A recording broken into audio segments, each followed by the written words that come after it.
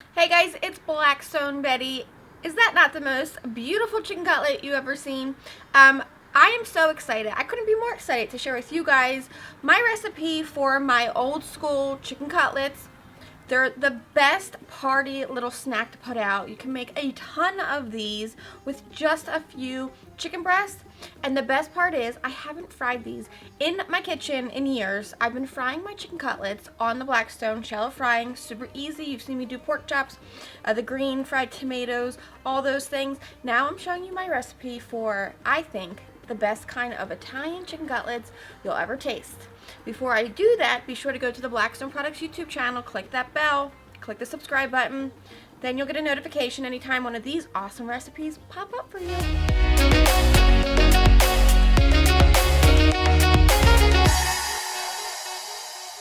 So to start these chicken cutlets, I have 2 chicken breasts, and I'm going to show you just how easy it is to feed a crowd with a little bit of meat. Typically you would see me make a chicken cutlet by pounding it thin and flattening it all around. However, when I have a bunch of people to feed and I want to serve up chicken cutlets kind of like an appetizer style, I slice my chicken lengthwise into small pieces. Then using a mallet to pound these chicken pieces nice and thin. You're just going to pound down gently and pull that mallet towards you as you pound these pieces of chicken nice and thin.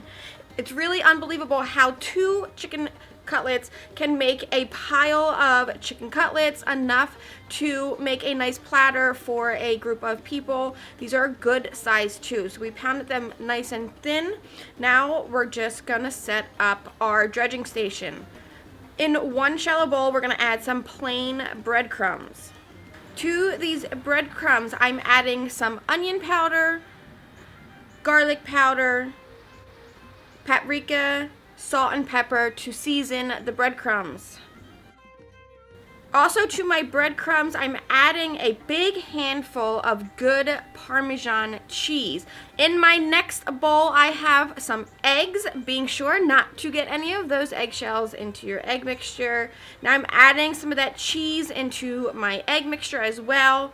And then I have some flat leaf parsley. I'm going to chop this up roughly. Go smaller if you want to. I'm going to add the parsley to both the egg and the breadcrumb as well. This would be a typical old school style of making chicken cutlets. So we're just going to mix by hand together these breadcrumbs just to get everything incorporated. I'm going to whisk my eggs to incorporate that cheese and that parsley. These eggs are nice and thick. So now I'm going to add in my chicken that I pounded out nice and thin. Give it a mix to coat every piece of chicken with that eggy, cheesy parsley mixture. Now this is the great part. You could leave this chicken to marinate overnight if you wanted to in the refrigerator in that egg mixture for a shortcut the next day for making your chicken cutlets, or go right ahead and let's start breading these. So I'm just going to take one at a time, using my hand to completely coat and pat down each piece of chicken with this cheesy breadcrumb mixture. Once I have all of my chicken cutlets ready to go, we are ready to rock and roll and get these onto the Blackstone. So I'm going to preheat my Blackstone to medium heat.